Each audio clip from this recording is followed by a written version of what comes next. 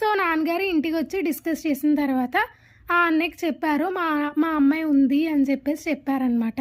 So అలా అయితే match వచ్చింది. అండ్ మ్యాచ్ వచ్చింది. ఇంకా నాకైతే ఇప్పటికొచ్చి పెళ్లి చూపులు ఏవి జరగలేదు. ఓన్లీ ఫొటోస్ చూపించారు. నాకు నచ్చలేదని చెప్పేసాను. ఇదే ఫస్ట్ పెళ్లి చూపులనమాట. సో మ్యాచ్ వచ్చేసింది. మొత్తం మా హస్బెండ్ గురించి అది ఎంక్వైరీ అది అయిపోయింది. మంచివారు అని చెప్పారు. ఇక అప్పుడు నాన్నగారు ఇలా పెళ్ళికొడుకు డాడీతో ఇలా మాట్లాడండి ఒకసారి అని చెప్పారనమాట. అంటే మా మావయ్య గారితో మాట్లాడింది. అండ్ నా ఫొటోస్ కూడా తీసుకోండి అని చెప్పి నా ఫొటోస్ కూడా ఇవ్వడం జరిగింది వాళ్ళకి కూడా. సో నా ఫొటోస్ ఇచ్చారు.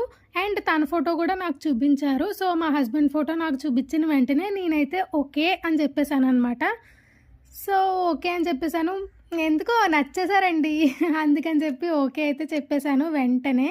అండ్ ఇంకా అయిపోయింది. నాకు అక్కడి వరకే తెలుసు.